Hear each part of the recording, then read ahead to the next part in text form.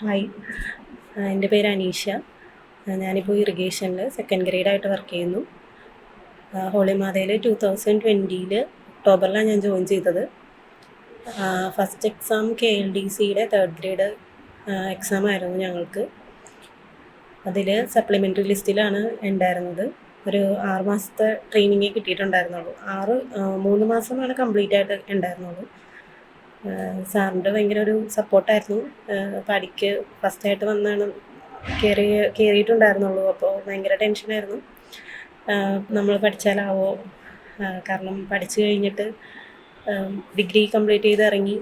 BTech KMEയിലായിരുന്നു. അപ്പോൾ അത് കഴിഞ്ഞ് ഇറങ്ങിയിട്ട് പിന്നെ വർക്കിനൊക്കെ പോയി.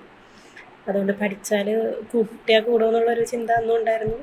വീട്ടുകാർക്കും അതേപോലെ അത്ര സപ്പോർട്ടീവ് ആയിരുന്നില്ല സ്റ്റാർട്ടിങ്ങിൽ. ഫസ്റ്റ് എക്സാമിൽ സപ്ലിമെൻ്ററിയിൽ കയറിയപ്പോഴേക്കും നമുക്ക് സ്വയം തന്നെ ഒരു ധൈര്യം വന്നു, നമ്മളും പഠിച്ചാലെത്തും എന്നുള്ള രീതിയിൽ.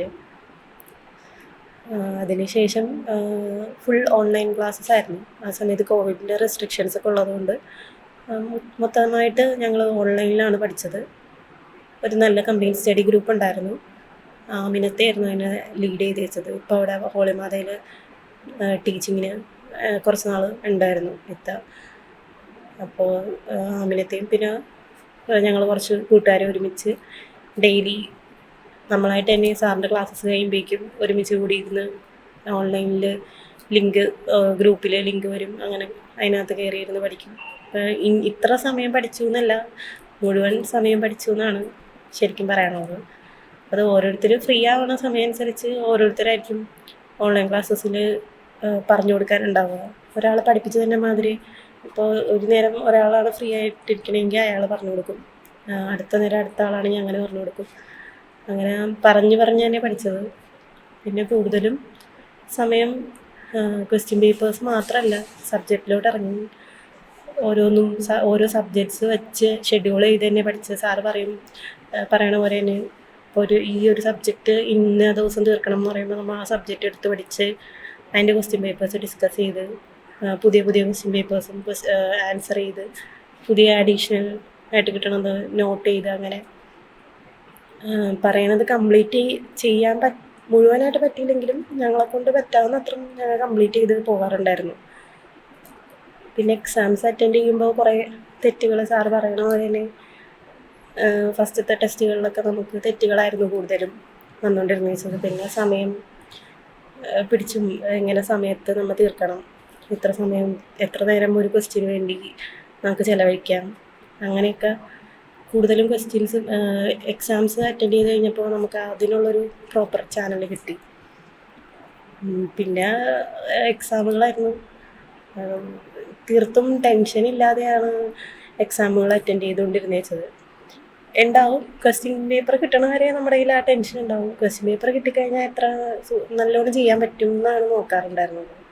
അത് ഓരോ എക്സാം കഴിയുന്തോറും ബെറ്റർ ആയിക്കൊണ്ടിരുന്നായിരുന്നു. ലിസ്റ്റുകൾ ഫസ്റ്റ് കയറിയത് തേർഡ് ഗ്രേഡ് വാട്ടർ അതോറിറ്റിയിലായിരുന്നു. അത് കഴിഞ്ഞിട്ട് സെക്കൻഡ് ഗ്രേഡ് വാട്ടർ അതോറിറ്റിയിൽ വിളിച്ചപ്പോൾ അവിടെ നിന്ന് റിലീവ് ചെയ്ത് സെക്കൻഡ് ഗ്രേഡായിട്ട് കയറി. ഇപ്പോൾ ഇറിഗേഷൻ സെക്കൻഡ് ഗ്രേഡ് വിളിച്ചു. അപ്പോൾ അതിനകത്തോട്ട് ചേഞ്ച് ചെയ്തിപ്പോൾ ഇറിഗേഷനിലാണുള്ളത്. ഇത് കൂടാതെ ഒരു 10ഓളം ലിസ്റ്റുകളിൽ കയറിയായിരുന്നു.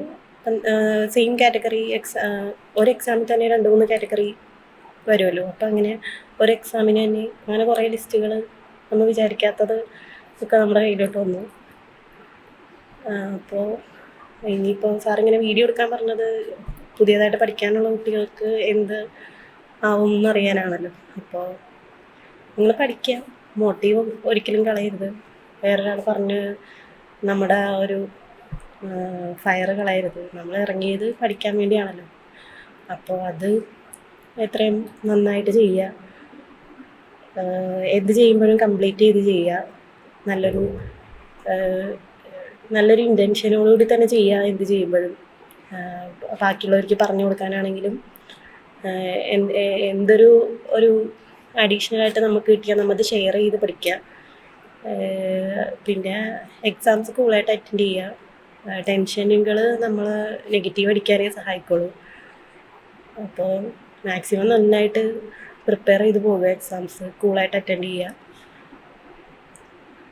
പിന്നെ സാറ് പറയണത് പക്കയായിട്ട് ഫോളോ ചെയ്യുക. 100% എത്തിക്കാൻ പറ്റിയില്ലെങ്കിലും ഒരു 90% നമ്മൾ ചെയ്യുക, അത് മതി.